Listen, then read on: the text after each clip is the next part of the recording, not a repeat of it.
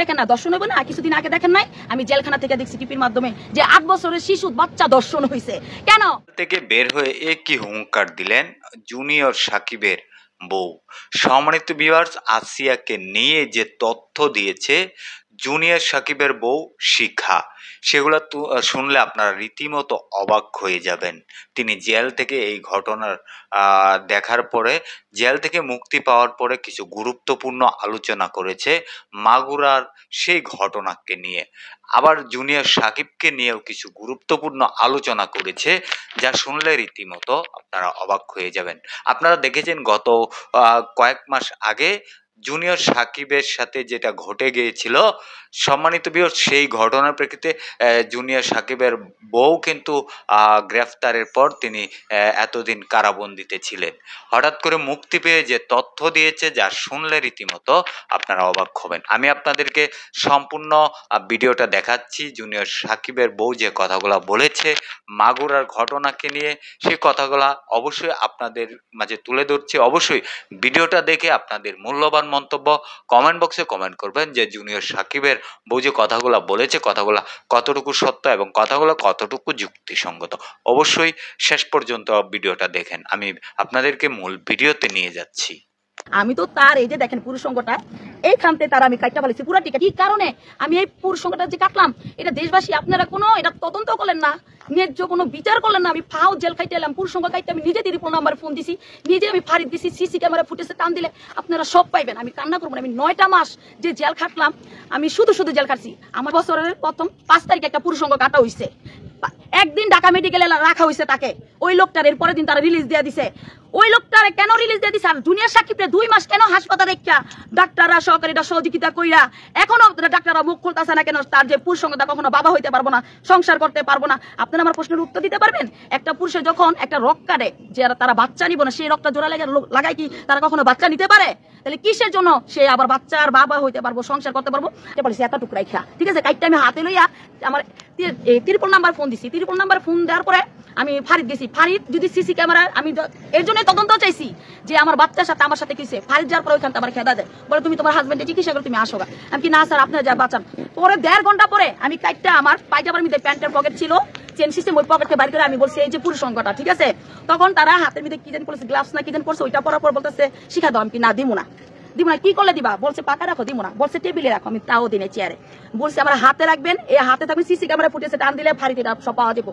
বলছে আমার হাতে থাকবো। হাতে আমি পুরো দেশবাসীরে দেখাইতে চাই যে একটা লুচ্চা আর তার বাচ্চা আমার পেটে ছিল, 3 মাসের গর্ভবতী ছিলাম, সে বাচ্চা সে মাইরা ফেলাইছে। এর কারণে তারা আমি এই কাজ করছি, বাধ্য হয়েছি। সে আমার বাড়ি ঘর বেচা সে সংসার করতে চায়। আরে আপনি তো এখন বোন হয়ে গেছেন, আমার বান্ধবী হয়ে গেছেন, আপনি কিভাবে এখন সংসার করবেন? এর জন্য আমি কাইটা হাতে পুরো দেশবাসীর এর জন্যই দেখাইছি যে আমার মতন কোনো মা মেয়ে জানি কখনো জানি এরকম অপরাধের জুলুমের শিকার জানি না হয়, কেউ জানি ভুগন্তি জানি না বকে। এটার আমি সুষ্ঠু বিচার চাই। সে যাই দেখি থানায়, ফাঁড়ি থেকে থানায় গেছি, যাই দেখি থানায় সে এভাবে যেতেছে। আমি আপনাদের আর কখনো যদি কোনো মেয়ের সাথে আমি খারাপ কাজ করি যদি করি, তাহলে পৃথিবীতে আল্লাহর তরফ থেকে আমার এই পুরুষ সঙ্গ নাই করে বলবো। যদি আমি কোনো পরিমাণ এ কথাটা যদি মিথ্যা কথা বলে থাকি, এই রমজান মাসে আমি আমার সন্তানের বুকে জানি না যেতে পারি, আমি আমার মা বাবার বুকে জানি না যেতে পারি। আর সবচেয়ে বড় একটা কথা, আমার কিন্তু আগে 2টা বিয়ে হয়েছে, 2 ঘরে 2টা সন্তান আছে, একটা ছেলে একটা মেয়ে, ঠিক না। আর একটা ইয়াং জেনারেশন মানে একটা ছেলে, ও এখন তিনি বাবা হয় নাই, ও এখন তিনি বাবা হয়নি। শুরু থেকে যদি না বলি ঘটনাটা আপনারা বুঝবেন না, ঠিক আছে। আমি অতি ফার্স্টে শুনি একটা ভাড়া থাকি, আমার মেয়ের আমি খাবার দিতে যাওয়ার সাথে আমার পরিচয়, আমি মানে শর্টকাটে কথাগুলো বলবো, ঠিক আছে। ওইখান থেকে পরিচয় ওর সাথে 2-3 দিনের কথা ছিল, পরে 6 মাস কথা বলি নাই। 2-3 মাস কথা বলার পরে বাদ দেওয়ার পরে ও আবার আমার সাথে ফোন করে আবার আমার সাথে যোগাযোগ করছে। পরে ও বলছে একটা ডিএসএল ক্যামেরা, একটা মোবাইল, একটা বাইক দিলে ও আমার বিয়ে করবো, আর 1 লক্ষ টাকা। যাই হোক আমি দিচ্ছি, দেওয়ার পরে ও আমাকে বিয়ে করছে। আমার একটা 2 ঘরে 2টা সন্তান আছে, ও জানেন, জেনে শুনে আমাকে বিয়ে করছি। বিয়ে করার পরে যখন দেখি একদিন একটা পোস্ট করছে একটা মেয়ের এনে একটা ছবি মেয়েদের বাসা যায়, তখন এটা দেখে আমার হাতে গরম পানি ঢাইলা দিছিলাম। গরম পানি, এই যে দেখেন পুরো দেখা হতে আছে, দেখা যায়, এই যে দেখেন ক্যামেরাটি কিছু করে এই প্রথম আর এই সাইডে ফালাই দিচ্ছি। পরে ওই টাইমে ও ফোন দিছে, তখন ফোনটা ধরি নাই, কিছুক্ষণ পরে ফোনটা ধরছে। ধরার পরে সব ঘটনা বললাম যে আমি আপনার সাথে সংসার করবো, আপনি মেয়েদের সাথে মিলামিশা। তখন আমি মোবাইলটা দিই, ক্যামেরা ট্যামেরা সবই দিয়েছি, মোবাইলটা আর বাইকটা দিই। এই ডিএসএল ক্যামেরা কিনে দিছি আর হলো আপনার 1 লক্ষ টাকা দিছি। ওদিনকে মোবাইলটা দিব এর মধ্যে মানে মেয়েটার সাথে ভিডিওটা আসার পরে আমি জিদ্দে কাজটা করছি।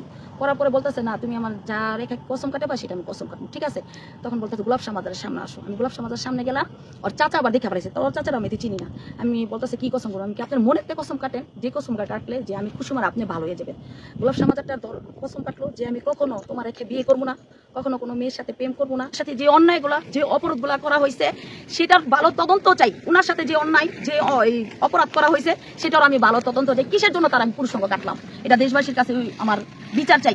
আর যে পুরুষ সঙ্গ যে কাটলাম, যে আপনার এই ভিডিও না ছেড়ে উনারে টাকা দিলেন, পয়সা দিলেন, উনি দেখেন আমি কিন্তু বারবার বলছিলাম যে আমার বাচ্চার সাথে হয়েছে, উনি কিন্তু বারবার বলছে ডিএনএ টেস্ট করেন। এই যে ইকরা নামের মেয়েটারে যে হ্যাঁ পুরুষ সঙ্গা তার জীবনে বাবা হইতে পারবো না, সংসার করতে পারবো না, সে যে সংসার করলো মেয়ের যে উপরে সেটা ঠিক আছে, এটাই বলে সেক্স। এই যে আল্লাহ তাআলা মানে নিজের হাতে এটা সবাইকে জনগণকে আপনাদের আঙ্গুল দিয়া দেখা দিছে, কিন্তু আপনারা জনগণ কি জানেন চোখের মধ্যে কাঠের চশমা লাগাইছেন। এই কারণে আপনারা এগুলা দেখাও দেখেন না, দর্শন হইব না। কিছুদিন আগে দেখেন নাই আমি জেলখানা থেকে দেখছি টিপির মাধ্যমে যে 8 বছরের শিশু বাচ্চা দর্শন হয়েছে। কেন 2 বছর আগে যখন আমি পেস কালাবে গেছি, যখন আমার মেয়ের নামে জিডিটা করছি, তখন যদি এটার যদি প্রতীক মানে বিরুদ্ধ করা হইতো, যে এটা নিয়ে তদন্ত করা হইতো, আমি তো সোনারগাঁও থানায় একটা জিটিও করছি আমার মেয়ের নিয়ে যা। মেয়ের বাবা আমার থেকে জোর জবরদস্তি করে আনিছে, গাজী রিয়াজউদ্দিন শাওন, তারে আমি ডিভোর্স দিয়া দিছি, তালাক দিয়া দিছি, ঠিক আছে। কিন্তু উনি মিথ্যা কথা বলেন যে দুনো হাজবেন্ডে নিয়ে আমি নাকি সংসার করি। আচ্ছা দুনো হাজবেন্ডে নিয়ে যদি আমি সংসার করি এটা কি সমাজ মানবে, গ্রামের মানুষ মানবে? আবার সে বলছে আমি নাকি মাদক খাই, জেলখানে আমার রক্ত পরীক্ষা করেছে, সব কাগজপত্র ডকুমেন্ট সব আমার কাছে আছে। আর আমি সবার কাছে অনুরোধ যে আমার মেয়ের সাথে আমার সাথে যেটা হয়েছে সেটা কোনো সন্তানের সাথে, কোনো মেয়ের সাথে, কোনো মার সাথে জানি না হয়। সে আমার একাকে 4টা জায়গা বিক্রি করাইছে, বিক্রি করে সে আমার সাথে অভিনয় করছে, অভিনয় করে সে চিন্তা করছে ও যে সে তো আরেকটা কথা বলে যে আমি যদি ওর মেরে থাকি সে কেন বারবার আমার কাছে আসে। এটা একদমই কথা রাইট। আপনারা জেলখানায় যা দেখেন তো মা মেয়েরে মাইরা ঘুম কইরা সে আরেক হাজবেন্ডের সাথে সংসার করে কিসের জন্য? এই প্রশ্নের যদি উত্তর দিতে পারেন তাহলে আমিও আপনাদের আজকে প্রশ্নের উত্তর ওইটা দিতে পারেন কিনা না পারেন সেটা জানি, আমি দিতে পারবো। আমি তারে ভালোবাসতাম দিকটা আগে, এর কারণে তার কাছে চিন্তা করছি যা হইয়া গেছে, সে আমার থেকে মাপ চাইছে, যে বলছে আমি তো উপরেতে তার সাথে তোমার মেয়ের সাথে মিশছি, ঠিক আছে, এটা কেউ জানে না। তুমি নিউজের মধ্যে বলবা যে নিজুমের সাথে আমার সাথে কিছুই হয় নাই, ঠিক আছে। আমি ঘুমের ওষুধ খাইছি, ঘুমের ওষুধের খাওয়ার অবস্থায় আমি মাতাল অবস্থায় কি বলছি আমার ঠিক নেই, এরকম করে আমার 2বার নিউজ দিয়েছে, আমার বাসায় গেছেন নিউজ দিছে, এই কথা বইলা দিছে, এরকমই আমি নিউজ দিছি। এই যে দেখেন সে কি তোমাকে সাকিব যদি আপনার কাছে ফিরে আসে সেক্ষেত্রে আপনি কি করবেন? অসম্ভব। এই যে ভালো প্রশ্ন করছে এখন। 1 তালাক লিঙ্গ কাটা, 2 তালাক নুনটু কাটা, 3 তালাক আমার বোন তুমি। আর আমি খাতা কলমে তালাক দিয়ে দেবো, নিশ্চিন্তে থাকেন। কিছু জন্য দেবো জানেন, ও সবসময় বলতো আচ্ছা তুমি যে বিয়া করো আমার ছুঁয়ে যে নিয়ে দাও, তালাক দাও না কি লিগা? ভাই এই যে একটা প্রশ্ন দেখেন, ও কিন্তু বহুতবার আমার থেকে চলে গেছে, ইকরে জেলখানে তাই সে তালাক দিছে, সেই তালাকটা আমার কাগজ আমি বিরত শু করবো, ঠিক আছে। ও বারবার যে আমার তালাক দেয় না কিসের জন্য? আমার কি হাতের মধ্যে সে একটা ব্যাং লাগছিল, শিখার মেয়েরে দর্শন করার পরে, শিখার বাচ্চা মারার পরও শিখা আমার কিছু কয় না, এরকম নারী তো পাবো না। বারবার অপরাধ করে আমি শিখার কাছে আসমু, এই ব্যাং তোর ভাঙ্গে গেছে 9 মাস জেল খাটার পরে। আচ্ছা আমরা শুনেছি আপনার কাছ থেকে নাকি লাখ লাখ টাকা নিয়েছে। অবশ্যই এই বিষয়ে যদি বলতেন। ভাই একটা 6 শতাংশ জায়গা বেচি, একটা 3 শতাংশ জায়গা বেচি, একটা 7.5 শতাংশ জায়গা বেচি ওর জন্য। অগ বাসায় ওই মেয়ে না রাখতো, মেয়েরে টাকা দিছে, ওর বাবারে ব্যান গাড়ি চালায় মাদারীপুর, ব্যান গাড়ির জন্য দিছে, ওর মাদারীপুর ওদের টাকা পয়সা পাইতো দিত। ভাই প্রতিদিন 200 টাকার যদি গাঁজা টাকা হয়, 500 টাকার সিগারেট, 200 টাকার ওই সেক্সের ওষুধ খেয়ে আমার সেক্স করতো, ঠিক আছে। এমনি তো নুনটু খারায় না। আর সবসময় দেখবেন ওর লোক আবার যদি সাক্ষাৎ করতে যেতেন, এনে 2টা দাঁত নেই, এনে 2টা দাঁত নেই, ওর 4টা দাঁত নাই। ওর সাথে টিপি রোগ, ওর পায়খানা রাস্তা হলো পাইলস রোগ। এত রোগ দেখার পরও এই যক্ষা রোগের সাথে আমি থাকছি, অন্য সব নারীও থাকবো না। তারপর এত কিছুর পরেও আপনি যে বলছেন, তারপরও আপনি কেন তার সাথে সংসার করছেন? একটা মুখ করছেন হচ্ছে আপনি তার সাথে সংসার করছেন, তার লং টাইম কেন ছিলেন তার সাথে? আপনি টুনটুনি কাটার আগে তিনি কিরকম আপনার সাথে মানে টাইম পাস করতে, মানে পারতো কিনা? ভাই ওই যে বললাম না 200 টাকার সেক্সের ওষুধ না খাইতো, বাবা খাইতো প্রতিদিন 2টা করে 1টা করে টাকা দিতাম আমি নিজেই। ভাই আমি নিজেই দিতাম, আমি নিজেই দিতাম ভাই, মিথ্যা কথা বলবো না। আমি দিই, ওরা লোভ বাড়াইছি। আচ্ছা ও আমার ছাড়ে নাই কে? এতবার যে পলাই গেছে শিখা আমার মাইরালে তো। সম্মানিত ভিউয়ার্স, এই যে জুনিয়র সাকিবের বউয়ের কথাগুলো শুনেছেন, অবশ্যই আপনাদের মূল্যবান মন্তব্য কমেন্ট বক্সে কমেন্ট করে জানাবেন, ভিডিওটা শেয়ার করে ছড়িয়ে দিবেন, এবং এই হিটু শেখের সর্বোচ্চ শাস্তি আপনারা কি দেখতে চান কমেন্টে জানিয়ে যাবেন। সবাই ভালো থাকবেন, সুস্থ থাকবেন।